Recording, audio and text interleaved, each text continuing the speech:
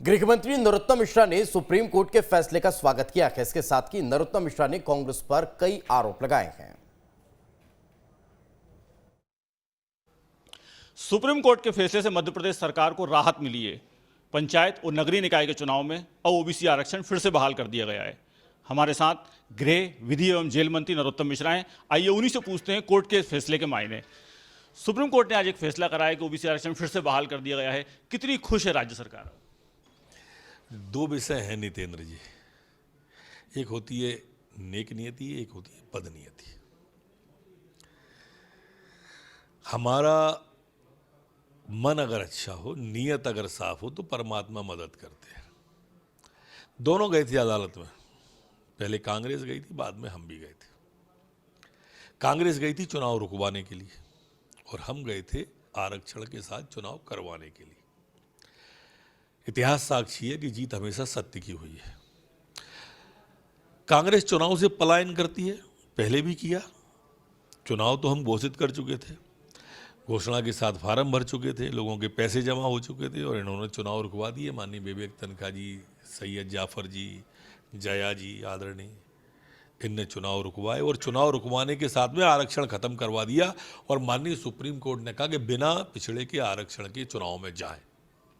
हमारे मुख्यमंत्री ने कहा कि हम बिना पिछड़े के आरक्षण के नहीं जाना चाहते। स्पष्टता सरकार का मंतव्य मुख्यमंत्री जी बोल दिए शिवराज सिंह जी, और फिर शिवराज सिंह जी ने उसके लिए प्रयास किए, परिश्रम की पराकाष्ठा की। स्वयं दिल्ली गए, मैं भी गया था, पूरी टीम के साथ गए। सॉलिसिटर जनरल से मिले, एडिशनल सॉलिसिटर जनरल से मिले, पूरी हमारी टीम जो विधि विभाग की थी और पूरी सरकार। और सरकार ने इसको खंडशः, पंचायत सह, वार्ड शह इसको उतार के ट्रिपल टी के हिसाब से न्यायालय में रखा और आप देखें जीत हुई। आज वो 22 का परिसीमन और पिछड़े के आरक्षण के साथ अब हम चुनाव में जाएंगे। कमलनाथ जी का एक बयान आया है कि पिछड़े वर्ग का नुकसान हुआ है, केवल 14% आरक्षण मिलेगा उनको। क्या मैंने ऐसा नेतृत्व नहीं देखा कांग्रेस का जैसा आक्रमण नेतृत्व है। मैं आपके इसके बहाने से आप दो तीन चीजें बताना और भी चाहता हूं। कल उन्होंने ट्वीट कर दिया मंडला की घटना पे, ये वर्ग संघर्ष की स्थिति की ओर ले जाना चाहते हैं प्रदेश को, गिद्धों की तरह टापते हैं कोई घटना घटे। वो एक पारिवारिक घटना थी, जादू टोने की घटना थी, उसको बता दिया आदिवासियों पे अत्याचार हो रहा है, परिवार की घटना। इसके पहले दिग्विजय सिंह ने ट्वीट कर दिया खरगोन की घटना पे मस्जिद में एक झूठा ट्वीट फोटो, मस्जिद पे भगवा फहराया जा रहा है। ये वर्ग संघर्ष की ओर ले जाता है, ये कांग्रेस की मानसिकता बताता है। कल भी जैसा रतलाम के ऊपर उन्होंने ट्वीट किया, नीमच के ऊपर, वो भी वही था, दरगाह का पक्ष ले लिया आपने। देखिए ऐसा न करें, ये राजनेताओं को लोग इस रूप में नहीं देखते जिस रूप में कमलनाथ जी जा रहे हैं। वही उनका ये 14% का बिना अध्ययन के बोल दिया। ये मैंने पुनः कहता हूं, हम वार्ड से गए, हम पंचायत से गए, इसमें कहीं उनको आरक्षण 27 से भी ज़्यादा मिलेगा, कहीं कम होगा, क्योंकि पहले हम देखते थे कोई भी जनजाति का व्यक्ति नहीं है पर उसका वार्ड आरक्षित है। अब जहाँ जनजाति इलाका है वहाँ पे पिछड़े वर्ग का कोई भी नहीं है। अब हम विभाजित हो जाएंगे, वो जनजाति के इलाके में जनजाति को रहेगा, पिछड़े के इलाके में पिछड़े को रहेगा। जो इसके लिए सुप्रीम कोर्ट ने हमसे ट्रिपल टी की बात करी, इसीलिए से माननीय सुप्रीम न्यायालय ने हमसे कहा कि आप नीचे तक का करके लाइए। वो हमने प्रस्तुत किया है, वही उसके आधार पर ही हम चुनाव पे जाएंगे। इसमें कमलनाथ जी फिर भ्रम की स्थिति फैलाकर उसका लाभ लेना चाहते हैं, लेकिन अब पब्लिक है, सब जानती है। 10 तारीख को जब सुप्रीम कोर्ट का फैसला आया था, फिर आप भी गए थे, शिवराज जी भी गए थे, सब लोग गए थे, वकीलों से मिले थे, मॉडिफिकेशन एप्लीकेशन लगाई थी।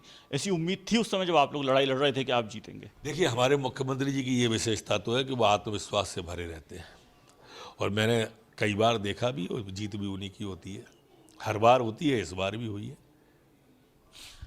अगले साल विधानसभा चुनाव है। ओबीसी की ये जो लड़ाई कई दिन से चल रही थी और आज जब फैसला हो गया कि आरक्षण के साथ चुनाव होगा, क्योंकि अभी पूरे देश के लिए एक नजीर बनेगा, बाकी राज्यों के लिए भी, कितना फर्क आएगा विधानसभा चुनाव 2023 पर इसका? देखिए अब लोगों की समझ में आ गया है कि कांग्रेस सिर्फ बातें करती है और सरकारें बातें करने से नहीं चलती, राजनीति बातें करने से नहीं चलती, काम करने से चलती है।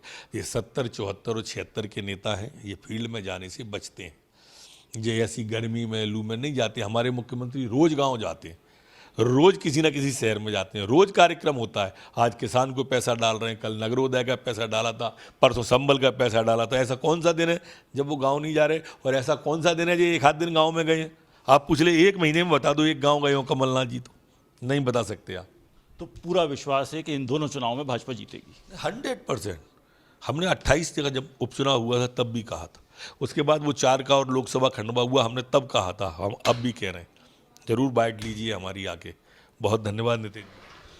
तो ये थे गृह मंत्री नरोत्तम मिश्रा, जिनका साफ कहना है कि हम फिर चुनाव जीतेंगे और कमलनाथ मध्य प्रदेश की जनता को भ्रमित करने का काम ना करें। वीडियो जर्नलिस्ट हिमांशु के साथ नितेंद्र शर्मा, न्यूज स्टेट भोपाल।